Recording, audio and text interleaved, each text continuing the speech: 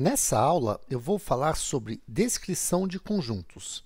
E a gente utiliza três métodos para descrever conjuntos. Um deles é enumeração de elementos, outro por propriedade característica e outro por diagrama de Venn. Tomando como primeiro exemplo o conjunto dos divisores naturais de 12. Se eu vou fazer esse conjunto por enumeração, vamos chamar esse conjunto de A, ele vai ser o seguinte, ó, eu coloco todos os elementos, todos os divisores naturais de 12, que é o 1, o 2, o 3, o 4, o 6 e o próprio 12. Então, eu enumerei os elementos. Esse aqui é uma descrição por enumeração. A outra forma seria por propriedade característica. Eu poderia representar dessa forma, ó, x pertencente aos naturais, tal que x é divisor de 12. Então, eu tenho uma propriedade característica dos meus elementos. X é divisor de 12. E aí, eu falando que x pertence aos naturais, eu tenho os divisores naturais de 12. E o último método, que é por diagrama de Venn, eu faço o seguinte, eu crio um círculo aqui, coloco o nome do conjunto e dentro desse círculo os elementos 1, 2, 3, 4, 6 e 12. Então, eu tenho um diagrama, que a gente chama de diagrama de Venn, com todos os elementos desse meu conjunto A, que é o conjunto dos divisores naturais de 12.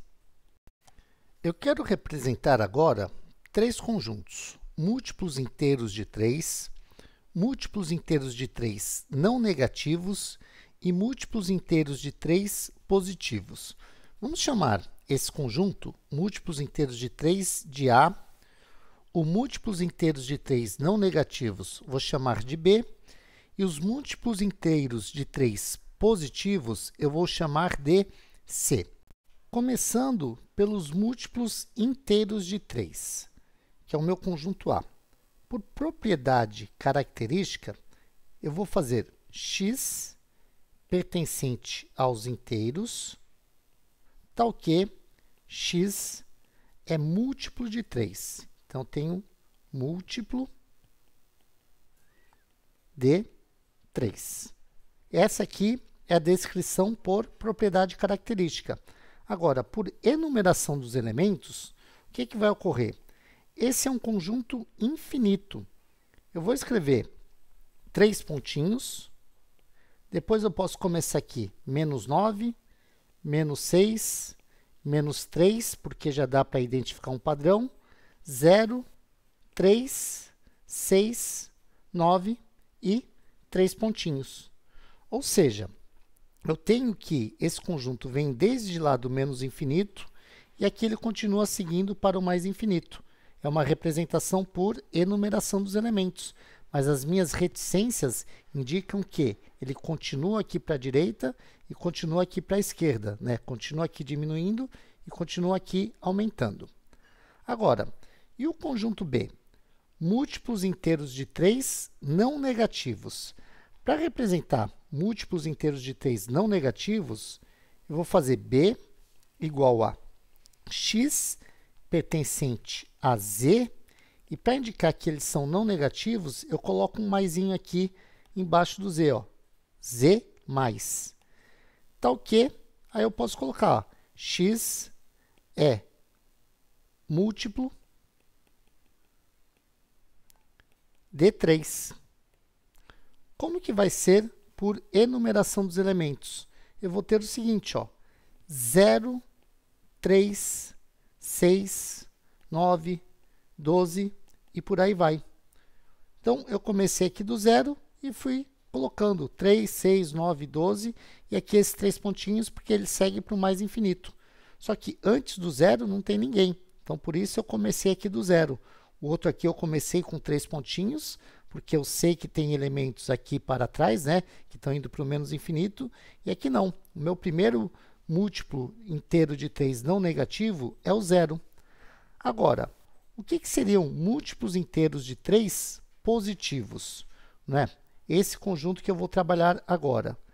Quando eu falo positivo, deixa eu colocar aqui um pouco para cima, o meu conjunto C, ele não vai admitir o zero, porque o zero, eu não posso dizer nem que ele é positivo, nem que ele é negativo. E aí, eu ponho x pertencente ao z mais, e aqui em cima eu coloco uma estrela. Essa estrela, ou asterisco, significa que o zero tem que ser descartado desse conjunto. X pertencente a z mais estrela, tal que x é múltiplo de 3. E aí, para colocar a enumeração, eu começo do 3. 3, 6, 9, 12, 15. E eu coloco aqui 3 pontinhos, porque esse conjunto continua infinitamente. Então, tem aqui as minhas 3 representações, né? Do múltiplos inteiros de 3, que eu coloquei como A, na forma de propriedade característica e enumeração de elementos. Múltiplos inteiros de 3 não negativos, quer dizer, inteiros não negativos. A gente usa o z+, e aí eu coloquei propriedade e enumeração. E múltiplos inteiros de 3 positivos. E aí a gente usa o z mais estrela, ou z mais asterisco.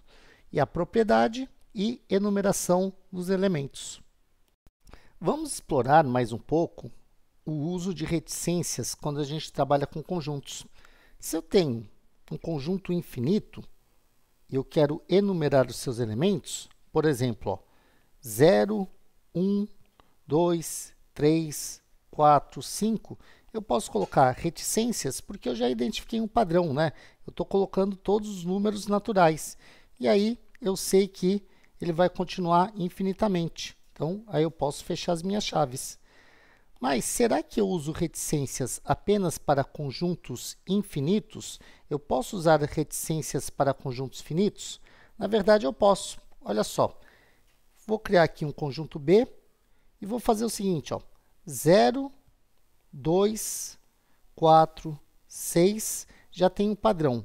Coloco reticências e vou continuar aqui com 996, 998, 1000.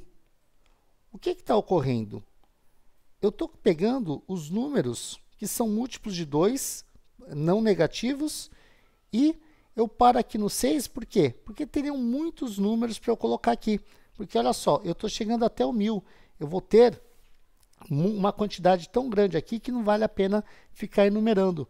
Então, eu coloco essas reticências para dizer, ó, está seguindo esse padrão, aí vai ter um monte de número aqui, e depois continua, 996, 998, 1000, e aí eu paro aqui.